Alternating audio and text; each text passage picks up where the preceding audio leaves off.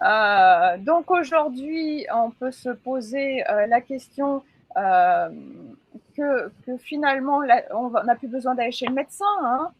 Est-ce que c'est pas ce qui s'est passé puisque la télé, il supplée, en plus qu'on a de moins en moins de médecins généralistes, hein, c'est ce que tu expliquais la dernière fois par rapport au numerus Oui, clausus. le numerus clausus, ils ont installé le numerus clausus dans les années 73. Ils ne sont jamais touchés. Et ce qui explique qu'aujourd'hui, eh ben, on manque de médecins.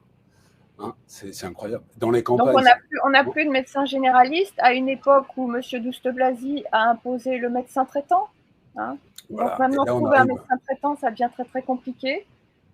Et là, Ceci dit, on arrive au papi-boom des médecins, là. Hein. C'est-à-dire, oui. il y a un maximum de médecins qui prennent leur retraite. Oui. Aujourd'hui, moi qui habite là où j'habite, je ne trouve plus de médecins généralistes. C'est plein pour 2 mois. C'est gravissime. Ah oui, oui, oui. Alors on pourrait dire que quand même la télé a fait un petit effort puisqu'elle nous crée des médecins animateurs. Ah, Hein, voilà, donc on a eu Jean-Michel, on a toujours d'ailleurs Jean-Michel Cohen, hein, ce nutritionniste qui pourtant souffre un peu d'embonpoint. Hein, il a du mal à oui. fermer ses boutons de chemise. Bon, Bon, bah, après ça pourrait être ceci. pire alors. Oui, écoute, mais je voulais parler aussi de Michel Simès. Alors, Michel, c'est. Michel Simès, c'est d'après la revue Voici, enfin le journal Voici, c'est le docteur de la télévision. Bon, alors vous m'excuserez, hein, j'ai pas pu lire l'article qui le présente comme le docteur de la télévision parce que il aurait fallu que j'accepte les cookies ou que je m'abonne. N'ayant accepté ni l'un ni l'autre, Oui. je m'arrête à ce titre de le docteur de la télévision. Donc, D'accord. notamment, désolée, Voici, bon, j'avais pas trop envie. Euh, donc avec notamment une émission, mais il en a fait plein, puis il est aussi comédien. Donc le magazine de la santé, c'est quand même celui-ci qui s'est attaqué à ceux qui n'ont pas voulu se soumettre à l'injection d'un produit en phase expérimentale. Ça c'est factuel, hein, Ouais. c'est pas inventé, Ouais. c'est un produit en phase expérimentale que tout médecin qui se respecte ne devrait pas s'opposer à l'imposer. Ouais. Hein. Il n'y a même pas photo du produit, du pas produit, s'il est bien ou pas. C'est en phase expérimentale, mis à part quelqu'un qui va faire des tests et va accepter, va signer cette acceptation. Un médecin n'est pas en droit de. Enfin, c'est une question d'éthique, hein, il me Ouais. semble. Hein. Bon. Mais évidemment, il ne s'est pas arrêté là. Il nous a fait tout un tas de déclarations que je vais vous lire. Ouais, s'il te plaît. Voilà, je vais C'est vous ça. lire ces déclarations. Alors, voilà ce que dit Monsieur Simès. Quand on Si. prend ce genre de responsabilité, celle de ne pas se vacciner, je viens de perdre ma ligne, hein, je suis désolée. Voilà, celle de ne pas se vacciner, il faut se regarder dans la glace le matin, en se disant, nous dit Michel Simès, oui, je peux tuer des gens dans la journée.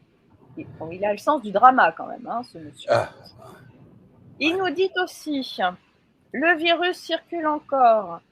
Il y a encore des gens fragiles qui vont être contaminés, qui vont probablement mourir, on dirait Ouh. Roselyne Bachelot, Aïe, euh, aïe, aïe. avec la responsabilité de ceux qui ont refusé de se vacciner et qui vont donc transmettre ce virus à des gens qu'ils vont croiser, qui n'auront pas pu se faire qui n'ont pas pu se faire vacciner pour des raisons médicales, donc contre-indication, pardon, un système immunitaire qui ne supporte pas la vaccination. Je refuse, dit-il, de débattre avec des antivax. Voilà, hein, et des antivax. Aïe. Hein. Les gens qui ont dit non, ils sont des antivax. Ça y est, ils ont une étiquette hein, comme des pots de confiture. Bon.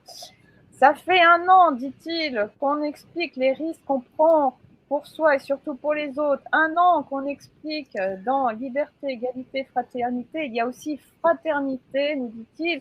C'est leur problème.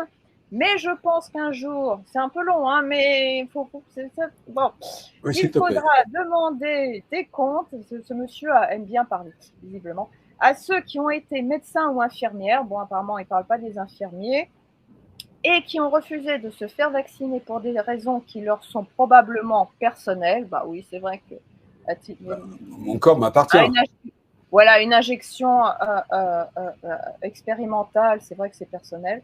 Bref. Je ne m'appuie absolument pas sur le sort des infirmières et des médecins qui ont fini par quitter ce métier. Apparemment, il n'est pas au courant qu'ils ont été suspendus. Hein. Il a raté cet épisode-là. Apparemment, non, parce qu'il dit qu'ils ont fini par quitter ce métier parce qu'ils n'ont pas voulu se faire vacciner. C'est leur choix, c'est leur problème. Voilà. Alors, c'est pas nouveau. Hein. Sur le Covid, c'est un feu d'artifice quand même. Je ne sais pas ce que tu en penses, Marc. Ah, oui. Mais ça rejoint d'autres affirmations licencieuses, dont notre animateur médecin ou médecin animateur, je ne sais pas trop quoi dire, qui a fait aussi la même chose sur la contraception, le dépistage du cancer, etc.